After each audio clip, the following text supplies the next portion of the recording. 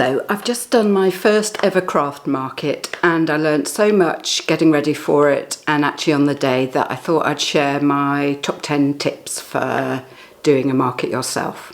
And stay tuned to the end because I'm going to share the most important tip then.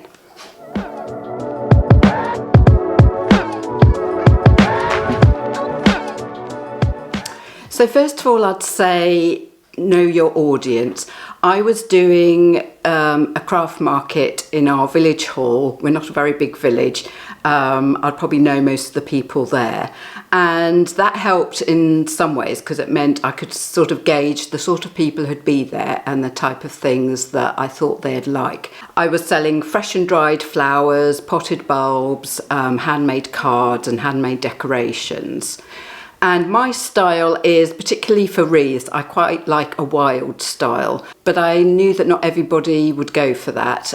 So I decided to make my wreaths in quite a traditional way, using tartan ribbons, lots of greenery, lots of red berries. And that worked well, and I sold nearly all of them and took a couple of orders as well. But if I was doing a market in perhaps a more sophisticated market, I probably would have taken more variety of things and thought about the audience. So basically, research your audience. If they're not people you know and you're doing a bigger market, ask the organisers what sort of people go to that, and that will help you decide what you're going to make and what you're going to take and hope what you're going to sell. At the same time, I didn't want to make things I didn't like or were completely not my taste. I considered, because this was my first one, I didn't know how much I was going to sell, but I thought if I get left with lots of things at the end, what am I going to do with them? And because they were mostly things I liked, I thought I can use them. There's some things I could store and keep for another sale, some things I could just keep for myself, and some things that I could use as presents for friends and family. So that's something to bear in mind. Also, as I said, with the fresh wreaths, I took orders. So I made a limited number. I knew I didn't have a big display area, so I made a limited number in different sizes. And then people could reserve the actual ones that were there. But if anybody else asked, I said, well, I can take an order and make you one. And that's what happened.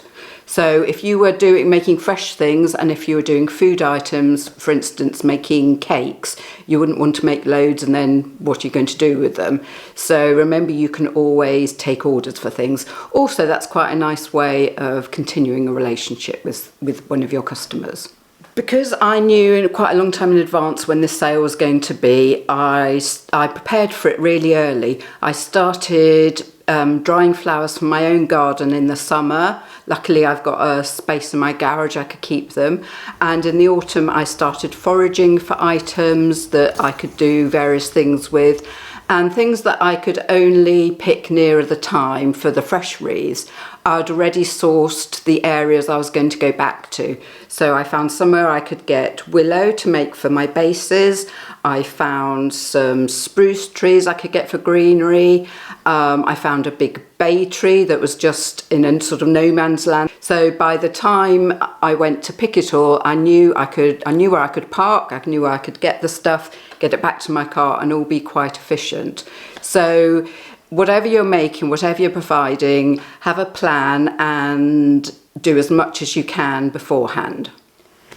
When I was making my things, it's not going to apply to everybody, but my process involves lots of mess. You get leaves and dried bits everywhere. And at first this would really bug me. And then I just learned to embrace it because I knew I was going to make a mess, so I accepted that. But the biggest thing that made a difference was that I always tidied up at the end of the day, even though some days I really didn't feel like it. But it just made such a big difference that the next day or the next time I came to work, I had a nice clean workspace. Despite all your best laid plans and all your preparation, inevitably you're going to be really busy in the last 2 or 3 days because there are going to be things you haven't thought of. I'd forgotten that the actual morning of the sale there was a scheduled power cut, and I'd left printing out my price list until the last. Luckily, we had a reminder on the night before, so I could do that and actually have it ready. But I was so tired by that point that I got really grumpy and really unreasonable. I mean, this might just be me, but I would say warn your family and your loved ones that you will probably not be on your best behaviour, and just be sorry and ask for forgiveness. When it actually comes to selling your wares, you want to make it as easy as possible for people to pay.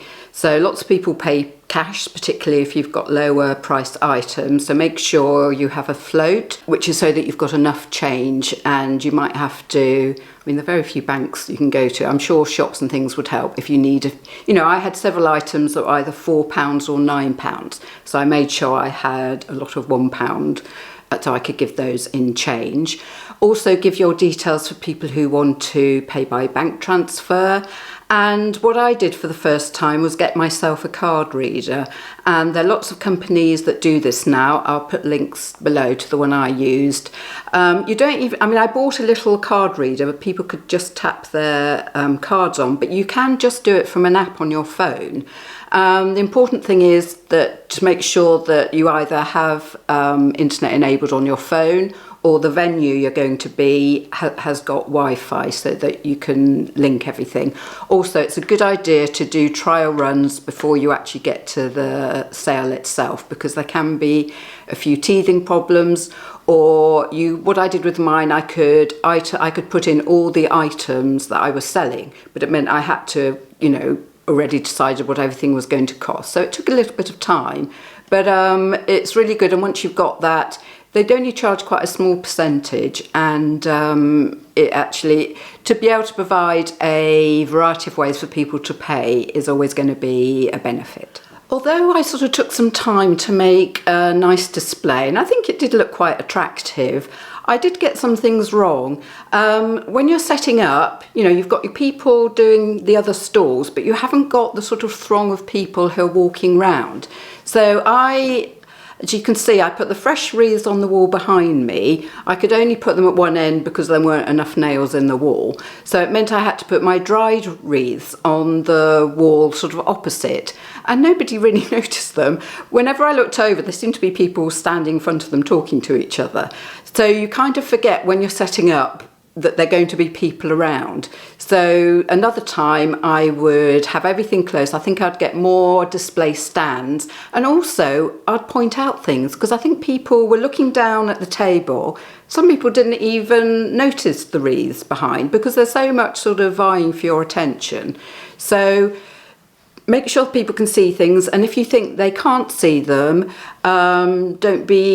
don't mind just pointing out, say, oh, have you seen these? I've got these to order if you'd like. Another thing was I had my business cards with me, and I got them printed, again I'll put the link below, by a company where you can get lots of different designs and it doesn't cost you any more. So I had all my different designs. I thought, oh, people will be attracted to those and they'll pick them up. But I put them next to the price list, sort of at the back of the table, and nobody really noticed them. So I should have been better at, I think, handing them out, especially as people bought something. I could have just put the card in with whatever they were buying.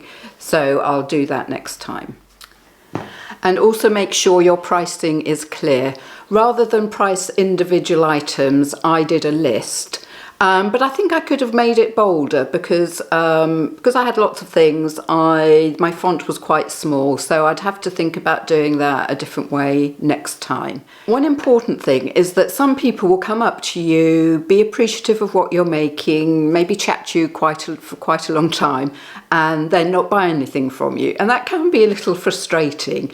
But it's a good idea to remember that, they might come back to you another time. They might, make a mental note of what they've seen. I had 2 or 3 people contact me after the sale and say, oh, have you got anything left? I didn't get a chance to see your things, or I had a look at yours, but I had to go out. We had a whole event going on. There was singing, there were the Christmas tree lights going on, there was lots of lovely food and mulled cider available. So there were lots of demands for people's attention. But then people got back to me afterwards and said, oh, have you got anything left? I'd like something.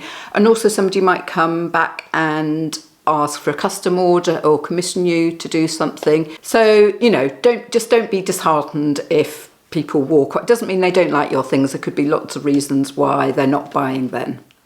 And finally, the two most important points that I learnt. The first one is marketing. What I've learned is marketing is just as important as the things you're making, because if nobody turns up, you're not going to sell anything. Now, I was only part of this craft fair and I wasn't responsible for that side of things, but I could have got more involved. The people who were running it were running the whole thing. As I said, they had Christmas tree lights, they were wrangling children for the choir, they were making sure there was enough food. So they weren't giving their undivided attention to the craft market. And they didn't do anything wrong. They publicised it, but I think I could have got involved more and made a few suggestions. And at the time, I did think about doing that, and I thought, oh no, I'm too busy making my things, I can't get involved with doing marketing as well. But I mean, although we were lucky and we had quite a reasonable amount of people and I did sell quite well, I think it could have been even better if we'd publicised it in a wider area, because there are lots of villages round here. People would have come if they'd known about it. I had people ask me, oh, is it on Friday and Saturday? And actually it was only on one night. But if some people thought that, then they would have missed it altogether. So if I do it again, I would definitely get involved a bit more. And if you're taking part in a bigger event, I would just ask the organisers, oh, what are you doing in the way of publicising, and is there anything I can do to help?